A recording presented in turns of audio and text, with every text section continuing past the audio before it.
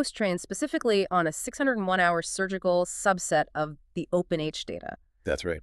Let's actually break down the mechanics of a VLA for a second because it operates very differently than, the large language models most people use every day on their phones. It does. So a standard language model takes in text tokens and predicts the next logical text token, right? Right. Text in, text out. Exactly. But a vision language action model takes in the real-time endoscopic camera feed. That's the vision and the high-level instructions, like tie a surgical knot. That's the language. Okay. It processes those inputs and autoregressively outputs a stream of continuous joint velocities and torques. And that's the action. Wow. Yeah, it literally translates visual and linguistic context into mathematical commands for the robot's physical motors. That is wild. And they actually benchmarked this newly trained VLA through something called the SutureBot test, which is a highly controlled suturing sequence. They did. They pitted 𝗖𝗎 against other state-of-the-art architectures, including ACT, the base, 𝗖𝗎 model, and LingBot-VA. And the results were pretty crazy. Oh, the difference was stark. 𝗖𝗎 was the only model capable of completing the entire end-to-end suturing task. It finished 25% of its trials. Every single other model had a 0% success rate. 0. They couldn't even make it through the sequence. Yeah, and the researchers didn't stop there. They then escalated the complexity to an ex vivo test using skin on pork belly. Which is a lot closer to real tissue. And this required a grueling 29-step sequence just to tie a single suture. 29 steps. Yeah, the robot had to drive the needle through the dermis, re-grab the needle, pull the thread through, wrap the suture around the instrument for an instrument tie, pull the knot down, and finally cut the tail. Highly sequential. Very. And 𝗖𝗎 achieved an average success rate of 64% across those individual steps. It excelled at the highly structured moves, like the initial needle pickup or the specific looping motion of the knot. But, as you'd expect, it struggled significantly more with the fine contact tasks. Yeah, particularly the final cutting steps. Right, because the physical interaction between the instrument and the thread requires immense tactile precision. Okay, I have to challenge the framing of these results, though. Okay, lay it on me. I mean, I am looking at a 25% end-to-end success rate on a highly controlled benchmark and a model that routinely fails at the cutting step during an ex vivo test. Right. In the medical field, a 75% failure rate to complete a basic suture isn't an experimental milestone. It is grounds for immediate license revocation. That's a fair point. Right. Why is the scientific community treating this as a massive win? If we connect this to the bigger picture, Yeah. the success here is measured by the model's ability to survive compounding errors. Compounding errors. Okay, explain that. So suturing is what we call a long horizon task. The 29 steps must be executed in a strict dependent sequence. Meaning if you miss the needle grab by 2 millimeters on step 4, step 5 becomes geometrically impossible. Exactly. The errors compound exponentially. General AI models fail at step 2 or 3, and the entire sequence just collapses because the model doesn't know how to recover. Ah, I see. The fact that 𝗖𝗎 successfully completed the entire 29-step horizon 25% of the time means it is actively learning error recovery. It is experiencing slight misalignments, processing the visual feedback, and dynamically adjusting its kinematic output to get back on track. Oh, wow. So it's adapting to the physical reality of the tissue rather than just blindly executing some pre-programmed path. Precisely. And it also demonstrates resilience against hardware drift. Hardware drift. Yeah. So the cables inside a robotic arm, they stretch and heat up during a procedure, which slightly alters the physical response of the instrument. 𝗖𝗎 is actually learning to compensate for that real-time degradation. That's incredible. And as for the failures in the cutting steps, well, those provide the researchers with a hyper-specific roadmap. They now know exactly which tactile data profiles they need to oversample in the next iteration of the Open-H dataset. Okay, that makes sense. So we are establishing the baseline architecture, verifying that the AI can handle long-horizon error recovery. But this introduces another fundamental challenge in the development pipeline, doesn't it? It does. Gathering clinical data is slow.